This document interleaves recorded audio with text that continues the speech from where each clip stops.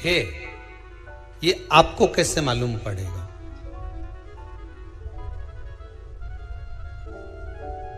पितृ भूखे हैं इसका तो वर्णन हमने पहले कर दिया कि रात्रि को जब आप सोने के बाद में 1-1.5 घंटे बाद अगर आपकी नींद खुल जाए, 1 घंटा 1.5 घंटा आप सो लिए, उसके बाद जो नींद खुली तो 1-1.5 घंटे तक अगर आपको नींद नहीं आ रही है, रात्रि को सोने के बाद में 1 घंटे बाद जब उठे तो आपको प्यास लग गई, भूख लगने लगी, प्यास लगने लगी कि मेरे को पानी पीना पड़ेगा, घबराहट हो रही, पानी पीना पड़ेगा। 1-1.5 घंटे सोने के बाद अचानक नींद खुले और आपको प्यास लगे, समझ लेना आपके पितृ भूखे हैं और प्यासे हैं। वो भूखे और प्यासे हैं, उनको जल की जरूरत है।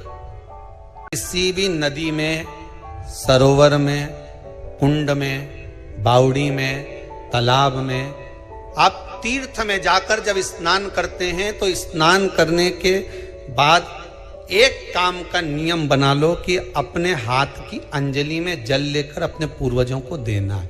प्यासे रहते हैं, भग प्राप्त करना। 3 वृक्ष पितरों के तुल्य हैं। नैमिषारण्य की कथा में भी कहा था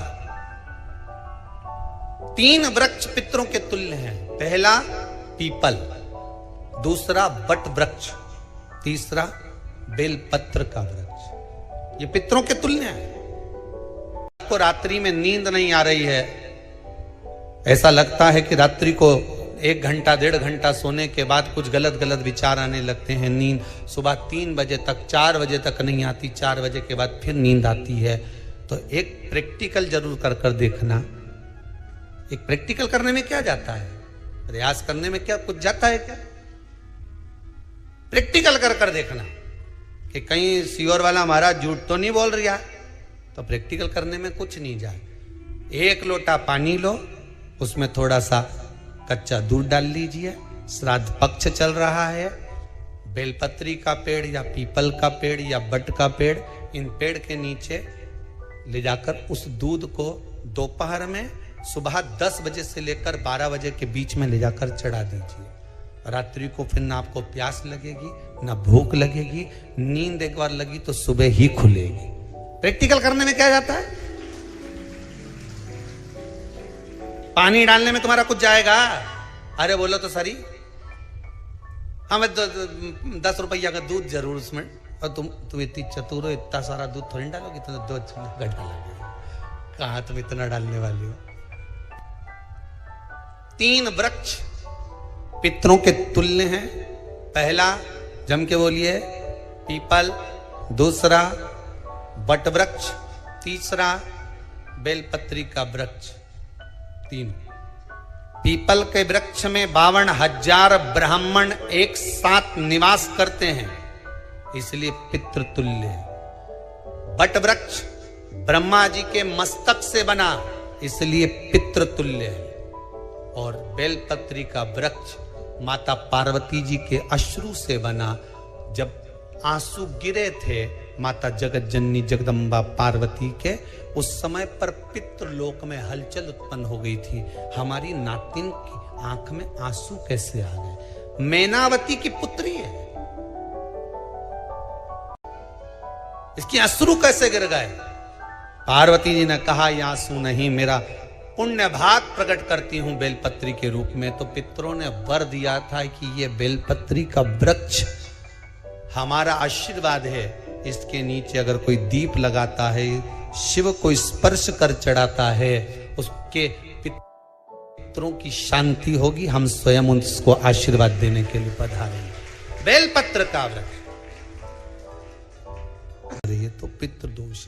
दूसरा पितृदोष का लक्षण बताया, घर में कोई शुभ कार्य ना हो, वंश की वृद्धि ना हो।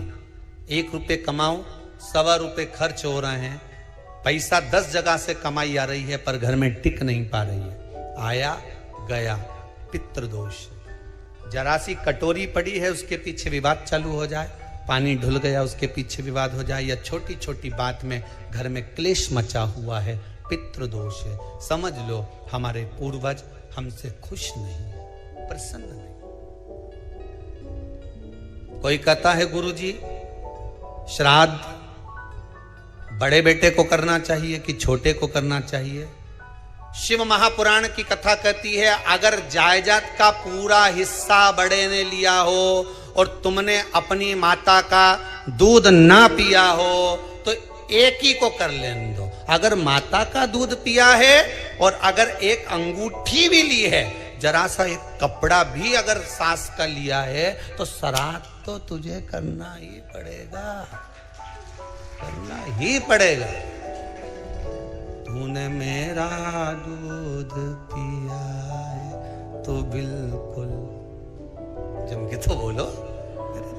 अगर तुमने उनका कुछ खाया है तो अब एक काम और हो सकता है, गुरुजी वो श्राद्ध अगर हम नहीं करें और बड़े भैया करें और हम उन्हीं के यहाँ चले जाएं तो चले जा, मना कौन कर रहा है?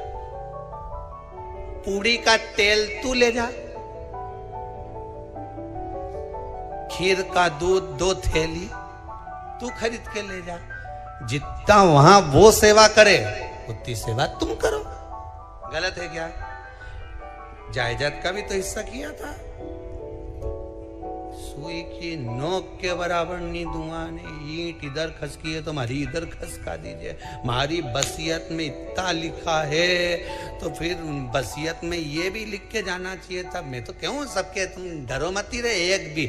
जब छोरा छोरी के जब सब सामान, प्रॉपर्टी दो ना, जमीन दो ना, जायदाद दो ना, सारा सामान छोरा छोरी के दो, तो उनके लिख के भी जाओ कि हमारी श्राद्ध कर दे अच्छे से, नहीं तो भूतड़ी बन के सताऊंगी। श्राद्ध करो। कितना दिया तुमको? बोलो, ईमानदारी से बोलना, कितना दिया? ढेरों।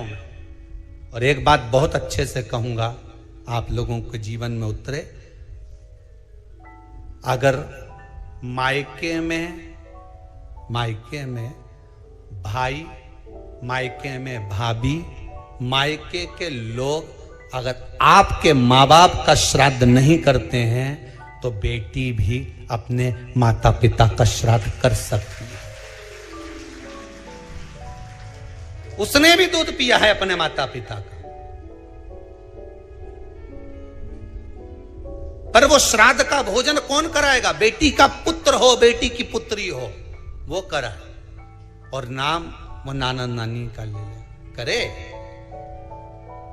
अगर वो नहीं कर रहे हैं, वो नहीं संभालते, वो नहीं जानते, तो आप करो, तो करे।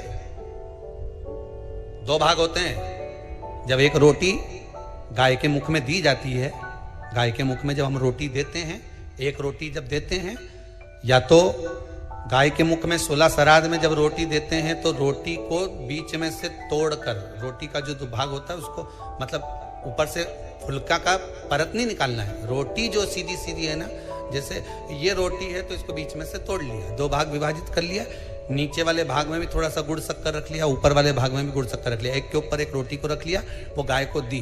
तो अपन श्राद्ध पक्ष में 2 पूड़ी का प्रमाण है कि गाय को 2 रोटी दी जाती है, कुत्ता को 2 रोटी दी जाती है। 2 पूड़ी रख के देते हो, देते आप लोग को तो देते होगे, 2 पूड़ी के ऊपर पूड़ी रखकर, थोड़ा सा मीठा रखकर, नमकीन रखकर, कुत्ते को भी देते, 2 पूड़ी तोड़कर कागा को भी देते। 2 पूड़ी का प्रमाण कहां से आया? 2 भाग रोटी के टुकड़े का प्रमाण कहां से आया? श्राद्ध पक्ष में ही ऐसा क्यों किया जाता है? बाकी के समय पर तो कोई ऐसा 2 पूड़ी का प्रमाण ही नहीं। पर श्राद्ध पक्ष में ये क्यों कहा जाता है कि पूड़ी के ऊपर पूड़ी रख दे, उसमें मीठा रख दे, खीर शक्कर रख दे, गाय को दिया, कुत्ते को दिया, कागा को दिया, ऐसे क्यों कहा जाता है?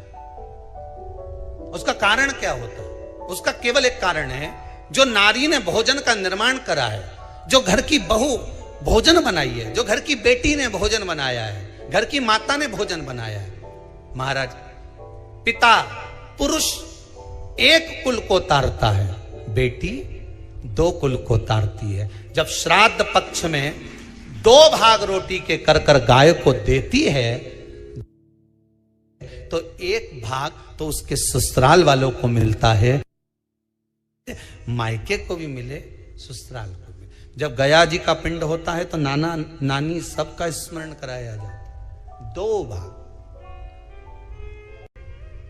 अब लोगों को मालूम तो है नहीं कि 2 पूड़ी क्यों रखते हैं, उसका कारण वर्णित है शास्त्रों।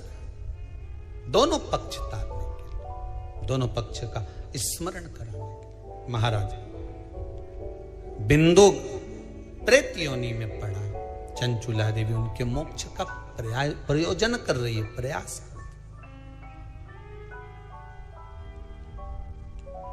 क्या करा जाए कि इनको मोक्ष मिल जाए? कहा शिव महापुराण की कथा। पार्वती मैया की सहेली बन गई और पार्वती मैया ने शिव महापुराण में प्रेत योनि से मुक्त होने के लिए कहा तुम रुका जी के यहाँ जाओ, देवऋषि नारद के पास जाओ। नारद जी ने तुमरुका जी के पास भेज दिया। क्यों? नारद जी जानते हैं मैं कथा नहीं कह सकता, मैं कथा सुन सकता हूं पर कह नहीं सकता। कहने के लिए मुझे बैठना पड़ेगा, सुनने के लिए हो सकता है कि मैं चले जाऊं, वापिस आकर बैठ जाऊं। तुमरुका जी से कहा कथा कह दोगे? हाँ, कहने में क्या दिक्कत है? मेरे पति को प्रेत योनि से मुक्त करना है। तुमरुका जी बोलते हैं केवल तुम्हारा पति प्रेत योनि से मुक्त नहीं होगा। तुमरुका जी ने शिव महापुराण में कहा सुनो चंचुला देवी, केवल एक व्यक्ति शिव पुराण से नहीं तरता, इस बिंदुक जैसे ना जाने कितने प्रेत इस वायुमंडल में घूम रहे होंगे, ना जाने कितने पितर, ना जाने कितने आहूत, ना जाने कितने वासुक इस वायुमंडल में घूम रहे होंगे। तुम्हारा पति तुमको दिखा नहीं, तुम्हारा बिंदुक तुम्हें कभी नजर आया नहीं, फिर कारण क्या था? बस मन में शांति नहीं है। घर में सारा सुख है पर हृदय में शांति नहीं, समझ लो पितृदोष है। केवल एक अकेला बिंदुक शिव महापुराण की कथा सुनकर नहीं तरेगा।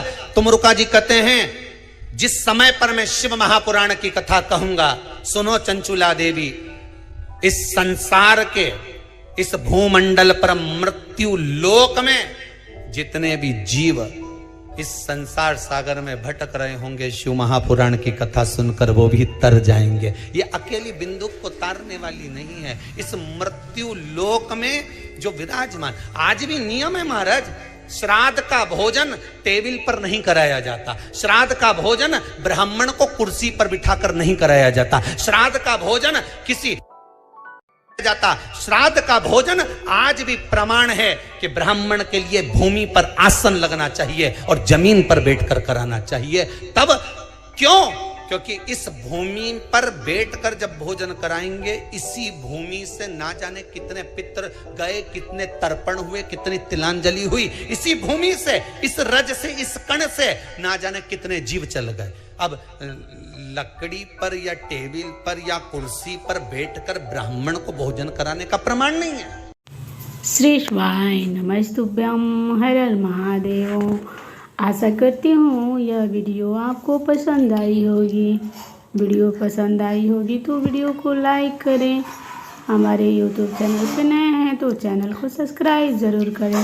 कमेंट में हर हर महादेव लिखना ना भूलें।